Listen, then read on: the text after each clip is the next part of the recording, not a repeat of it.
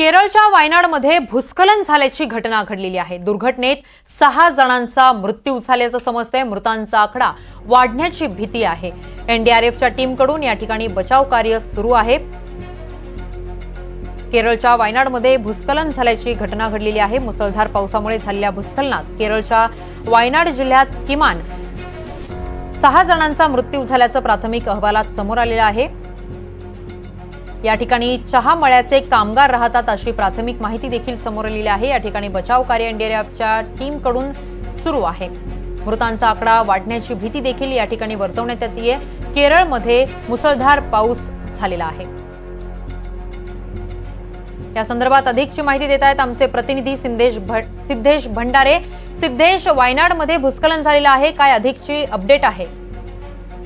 गेल्या काही दिवसांपासून देशभरात मुसळधार असा पाऊस कोसळत आहे।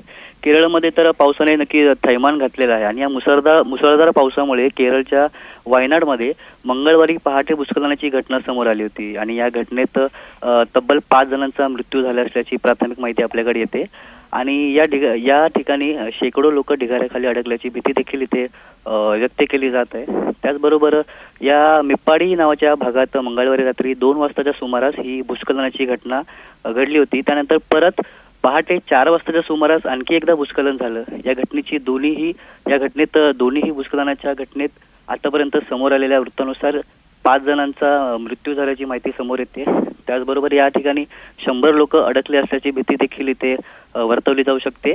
त्याचबरोबर भूस्खलनाच्या घटनेनंतर अग्निशमन दल आणि राष्ट्रीय आपत्ती दल यांच्या तुकड्या घटनास्थळी दाखल झाल्या आहेत आणि या ठिकाणी एक युद्ध पातळीवर काम सुरू आहे असं आपण म्हणू शकतो। तसेच भूस्खलन झालेल्या भागात मदत कार्यासाठी अतिरिक्त एनडीआरएफची टीम देखील इथे दाखल झाली आहे आणि केरळचे मुख्यमंत्री पिनराई विजयन यांनी अशी माहिती दिली आहे। अगदीच धन्यवाद सिद्धेश, तुम्ही दिलेल्या सविस्तर माहितीसाठी।